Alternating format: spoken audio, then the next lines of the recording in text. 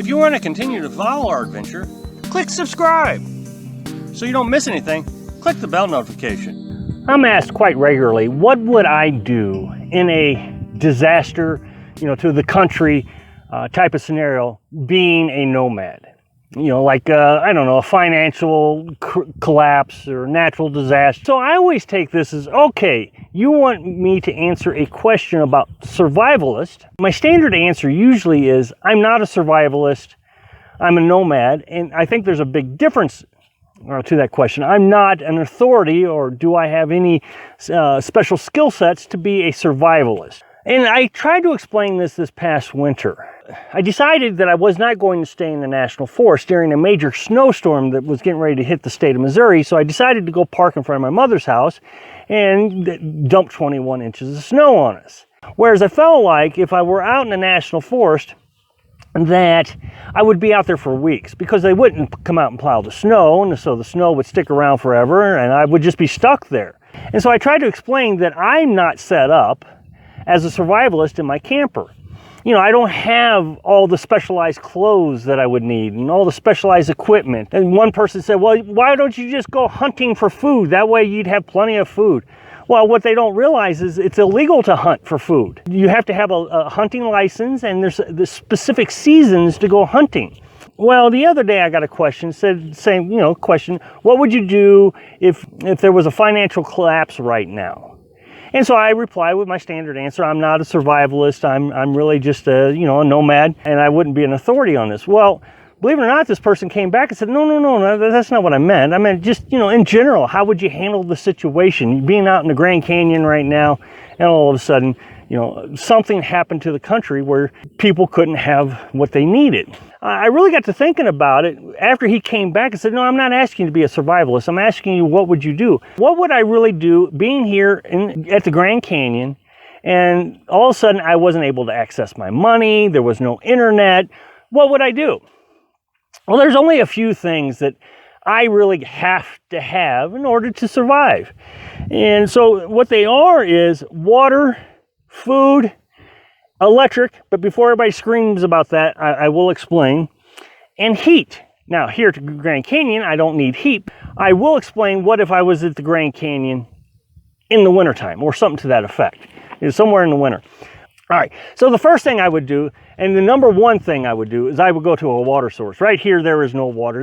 So I would assume that nobody is going to be able to access water. So I can't just go say, okay, well, I'm going to go to the local grocery store and steal it for them, or steal it from somebody, or go to the gas station and steal it from them. I'm just going to assume that this natural disaster has shut off the water supply. So that means I'm going to have to, without being a survivalist, I'm not suggesting to be a survivalist, I'm suggesting this is what I already do. I have to have water.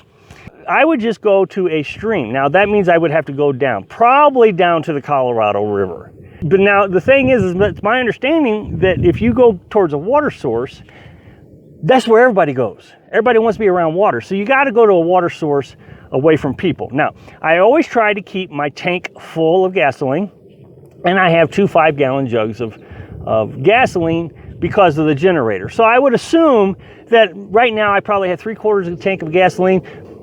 I also have 5 gallons of gasoline right this minute. So if something happened, I could go and immediately get to a water source. Then I could purify my water with my Berkey water filtration system. I got 2 sets of filters. So the filter I have in it right now, and a spare set. So as I'm taking water out of it, my filters are going to go bad pretty quickly. So I should be able to last a good 6 months, maybe a year, on the filters that I have. Of course, I would have to clean my filters all the time. I also have a system where I can pump water through a house filter. So I use that as kind of a pre-filtration system before I put it in the Berkey. So it kind of cleans it up a little bit before I have to put it in the Berkey. That way I don't wear out my Berkey quite as fast. So I already have that capability, and I've already used those systems.